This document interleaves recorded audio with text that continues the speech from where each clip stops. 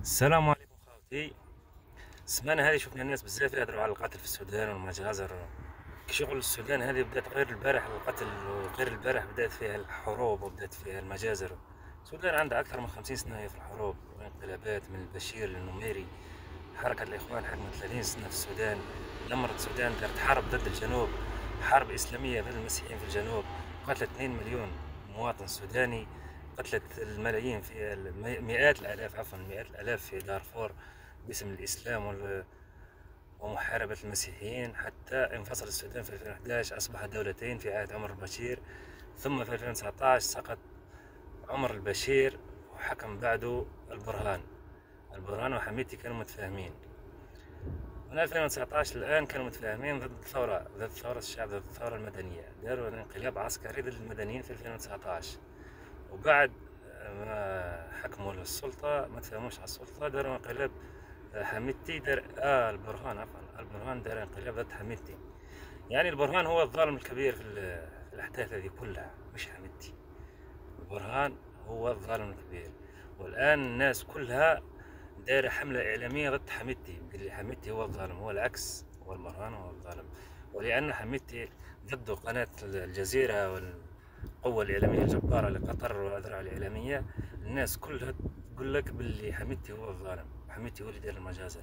ممكن كان هكذا أفعال منعزلة لحميدتي، ولكن المجازر الكبرى عملها البرهان والجيش السوداني هو جيش مجرم ضد حركة الدعم السريع، ومجرم ضد الشعب السوداني المدنيين الذين قتلهم أمام مقر القيادة العامة في 2019.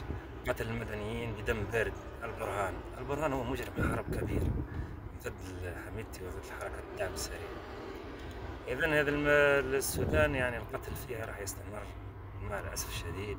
وكان حملة إعلامية ضد الإمارات تعمل في مصالحها. القتل لم يبدأ مع الإمارات لم تكن موجودة قبل 10 سنوات أو 20 سنة. قبل 30 سنة السودان مات فيها 2 مليون في حرب الشمال ضد الجنوب، حتى انفصلوا في 2011. الإمارات لم تكن موجودة. الإمارات وجدت بعد 2023.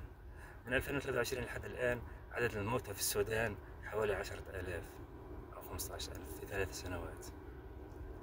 كانت دول ما نقولوهاش. معليش، هذه هي يا خاوتي، باللي السودان أرى الحرب فيها دائمة، عندها 40 سنة في الحروب، ليش من البارح. والحملة ضد الإمارات هي حملة إعلامية قطرية ضد الإمارات. ما عندها الإمارات من حقها تتدخل في أي دولة، مصالحها تعمل مصالحها، من حقها تنهب. لماذا عندما تنهب فرنسا وبريطانيا وأمريكا تنهب الدول ولا واحد يتكلم، كلهم يقولون أنها تدافع عن الديمقراطية، وعندما تنهب الإمارات تصبح دولة مجرمة وإرهابية؟ لماذا؟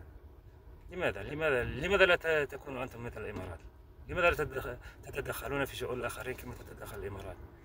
إذا لم تتدخل الإمارات فستتدخل دول أخرى، يعني حلال على الدول الأخرى العظمى وحرام على الإمارات، ولا كيف؟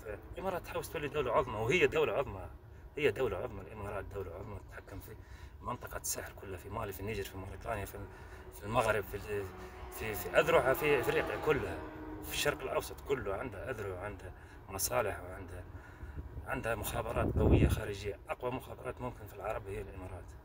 أنتم الحسد فقط ضد الإمارات وحكام الإمارات. الحسد هو الذي يحرككم، لأنكم لم تستطيعوا أن تكونوا من الإمارات أو تواجهوها وجها لوجه، فتقومون بالدعاية ضدها. ولكن لن تنهزم من الإمارات، سوف تنتصر في السودان، لأن الحق مع حميدتي وليس مع البرهان هو مجرم مثل الإخوة المسلمين الذين يساندونه. الإخوان هم مجرمين، حكموا 30 سنة السودان، قتلوا 2 مليون نسمة. الشعب السوداني كله يكره البرهان ويكره الإخوان. الشعب السوداني مع حميدتي. لا نكذب على بعضنا البعض، الحملة الإعلامية ستنهزم مثل ما انهزمت الحملات قبلها في مصر وغيرها. وشكرا.